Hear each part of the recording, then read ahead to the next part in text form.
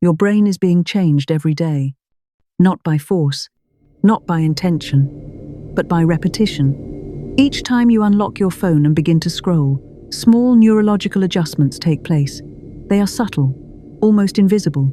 Yet over time, these changes shape how you think, how you feel, and how you relate to the world around you. This documentary is not about blaming technology.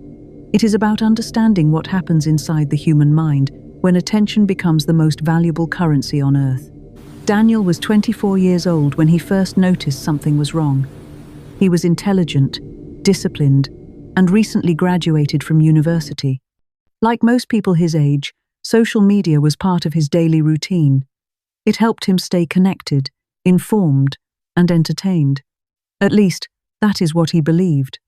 But one morning, while checking his screen time statistics, Daniel realized he had opened social media apps more than 80 times in a single day. The number shocked him. He did not feel addicted. He felt normal.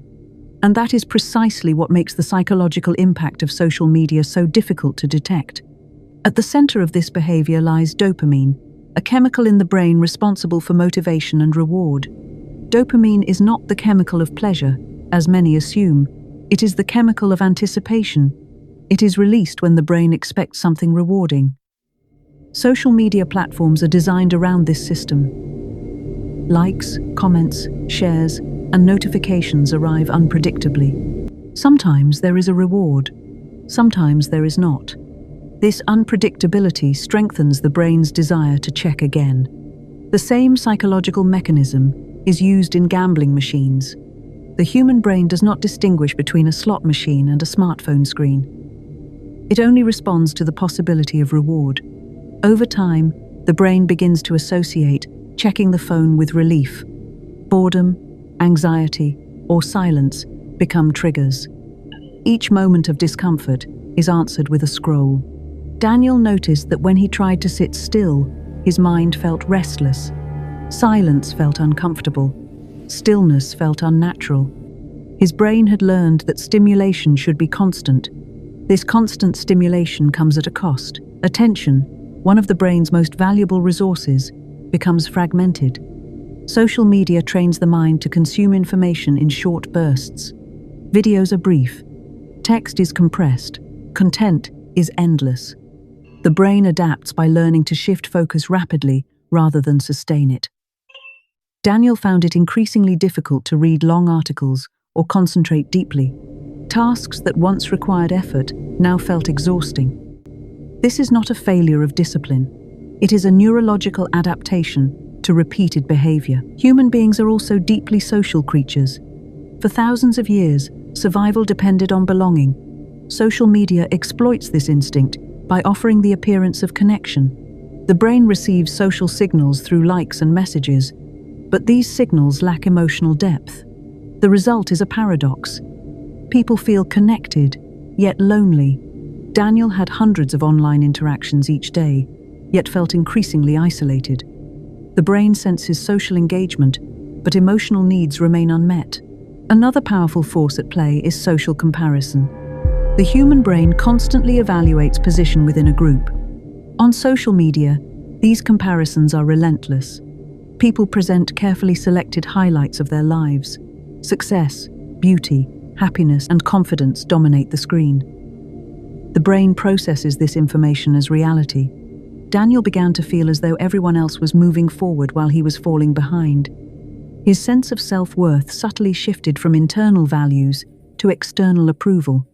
Over time, validation became quantifiable. Likes became signals of worth. Silence felt like rejection. Daniel found himself deleting posts that did not receive enough attention. Each interaction trained his brain to ask one persistent question: how am I being perceived? This constant self-monitoring increases anxiety and reduces authentic self-expression. Notifications further intensify this effect. Each alert creates anticipation.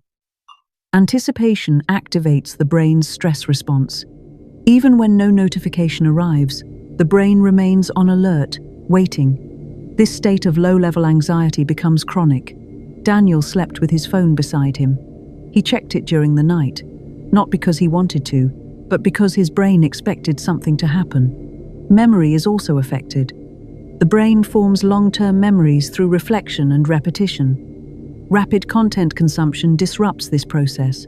Moments become fleeting. Information is consumed and forgotten. Daniel noticed he struggled to recall recent experiences clearly, yet remembered viral videos in vivid detail. His sense of time felt compressed. Life felt faster, yet less meaningful. Behind all of this lies algorithmic design. Algorithms learn emotional triggers. Content that provokes anger, fear, or desire keeps attention longer. The brain reacts more strongly to emotionally charged material.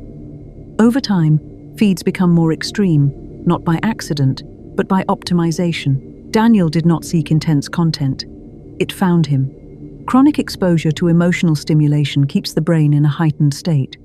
Stress hormones increase, mental fatigue follows. Rest no longer feels restorative. The mind remains active, even in stillness. Eventually, behavior becomes automatic. Habits replace conscious choice. Daniel found himself opening apps without deciding to. His hand moved before his thoughts did. When he tried to reduce his usage, discomfort appeared. Irritability, boredom, anxiety. These are not signs of weakness, they are withdrawal symptoms. The brain had adapted to constant stimulation and resisted change. Daniel's turning point came unexpectedly. One afternoon, he left his phone at home. The first hour felt unbearable. The second felt empty. By the third, something shifted. His thoughts slowed. His breathing deepened. The noise receded. For the first time in months, his mind felt present. The human brain is adaptable. This ability, known as neuroplasticity, means patterns can be changed, attention can be retrained, dopamine systems can rebalance. But change requires awareness. Social media itself is not inherently harmful. Unconscious use is.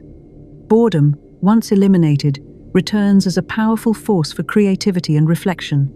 Silence becomes tolerable again. Presence becomes possible. Daniel did not abandon social media. He redefined his relationship with it. He reclaimed his attention. The effects of social media are rarely obvious. They accumulate quietly. Attention erodes. Stillness feels uncomfortable. Identity becomes externalized. By the time these changes are noticed, they feel normal. The question is not whether social media is good or bad. The question is whether we remain aware of how it shapes us. Each time you reach for your phone, something deeper is happening. So the final question remains. When you scroll, are you making a choice? Or is your brain following a pattern designed for you? Unseen minds. Because the most powerful influences are the ones we never see. Follow for more.